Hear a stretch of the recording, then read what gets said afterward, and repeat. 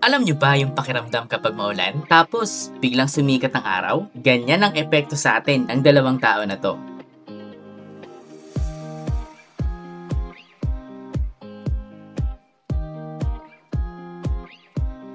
Whenever they are together, everything just lights up. Meet SB19's Ultimate Happy Pill, ang tinaguriang Sunshine Duo, Justin De Jos and Estel Ajero.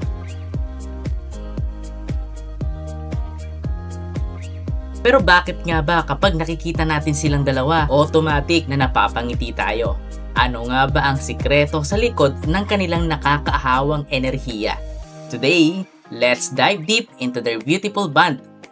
Kapit lang, dahil hihilahin ko kayo sa isang roller coaster of emotions. Kapag magkasama si Estel at Justin, asahan mo na magulo ang buhay. Estel is known for his loud, chaotic, and effortless humor. Siya yung tagagatong ng trip, habang si Justin naman, mukha lang tahimik. Pero kapag bumanat, mapapahiga ka na lang sa tawa. Samahan mo pa ng mga banat niyang, ay walay pala talaga.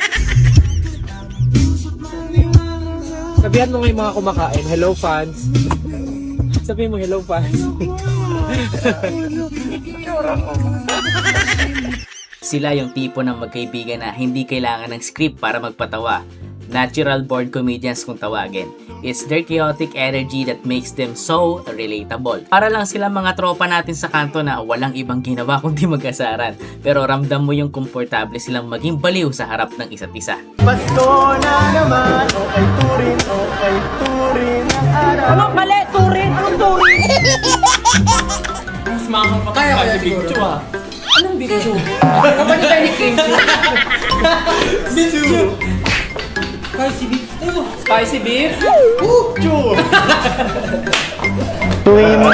Queen. Walang bangis, 500 na lang. Ano walang bangis? Ano ba? Bangas? Bangas. Kita niyo yan? Meron akong alikansya sa noo. Alkansya! Alikansya sa akin yun. Ilang beses na kitang kinurek sa alkansya? Meron akong alikansya sa noo. Nakuha ko siya 2 years old or 1 year old. Alikansya? Nakatulog ako sa stairs. So yung alboroto, aliboroto, gano'n.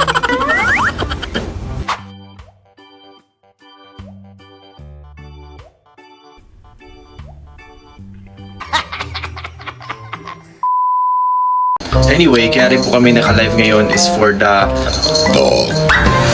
Ano yun? Dahil sasalubungin po natin ang Kalakal Release.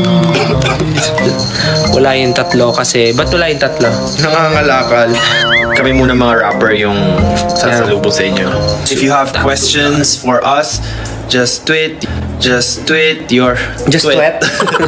Just tweet. tweet your tweet pa rin ba? Ganito pa yung tweet? Kahit text. Ganun ba yan? Ang baboy. Ganito yung tweet.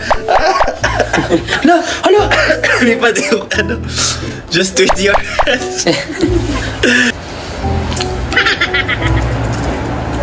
Oh, kaya may question. Paano nyo napag-isipan yung collab with Glock 9? Kamusta ka work si Sir Glock 9? O Justin, sagutin mo.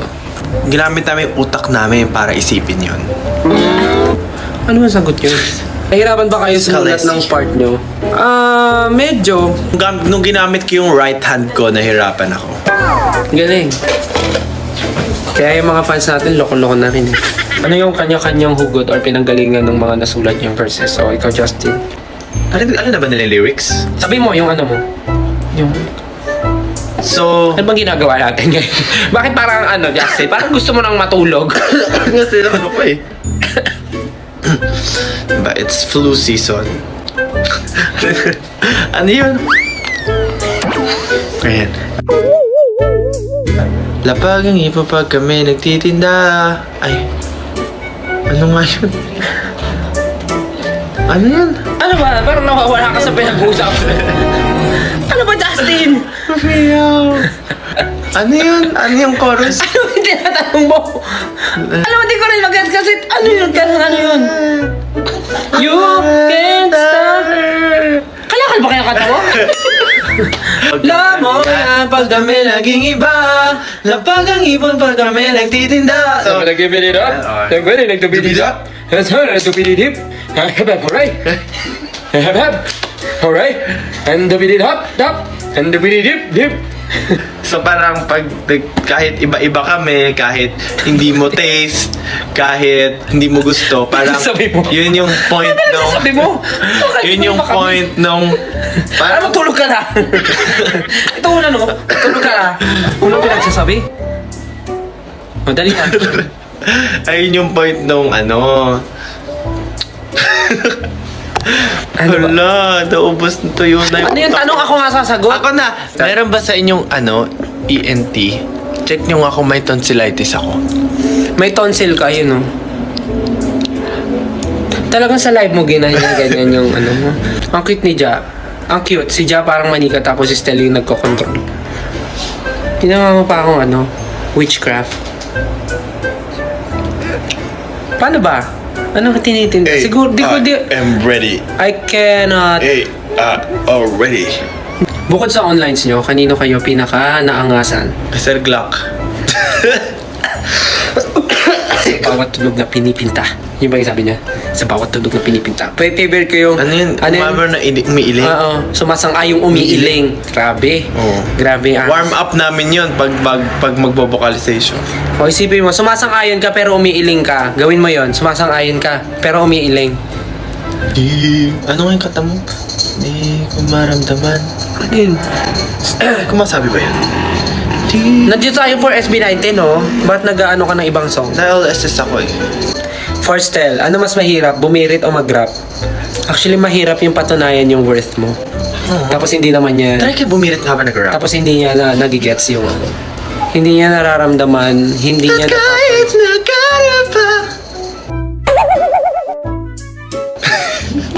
Pero mas challenging. Ay, yung mga nanay, kaya yung bumirit habang nagra-rap. Sabi ko sa'yo, umuwi ka na maaga. Bakit di ka ba umuwi na maaga? Kaya. Lagi na namin na magalit ka na. Hindi ka na babawasan ko na eh. Baon mo! Kaya nila. Amazing. Pero na-realize ko, mas mahirap mag-rap. Kasi ano siya, kailangan ng attitude. Alam mo naman ang attitude Kailangan. pag ano eh.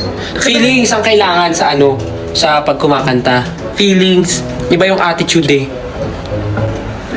Pag birit to, mag-attitude ka.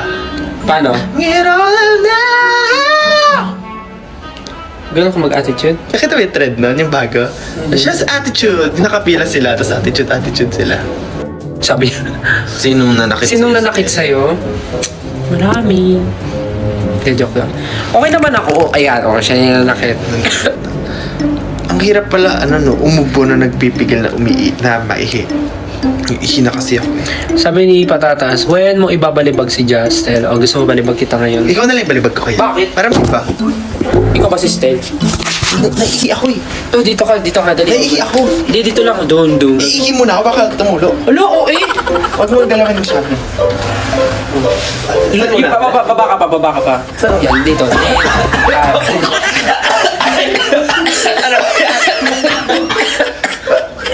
Ano, duet? 1, 2, 3, go. Baby, don't you worry, kasama mo si Justin. Okay na yan. Ihi muna. Beyond the jokes and the loud laughter lies a brotherhood that was forged through times and trials. Hindi lang sila basta magkatrabaho sa grupo, magkasangga din sila sa buhay. Stel being one of the oldest members at si Justin naman, he always served as a calm anchor for Stel high-strung emotions. Kitang-kita sa mga maliliit na galaw nila kung gaano nila pinapahalagahan ang isa't isa. Ang pag-alalay sa backstage, ang mga simpleng tapik sa likod kapag pagod na ang isa. This isn't just a brotherhood service. This is real, totoong-totoo, genuine love and respect. They hold each other up when the world gets too heavy. Pero gaya ng kahit anong kwento, hindi laging sumisikat ang araw. Dumaan din sila sa mga matitinding bagyo. We've seen them cry and carry the pressure of being P-pop kings. Napansin ng karamihan na parang naging madalang ang banding ng ating Sunshine Duo. Hindi natin sila masyado nakikita magkasama o nagbibiroan tulad ng dati.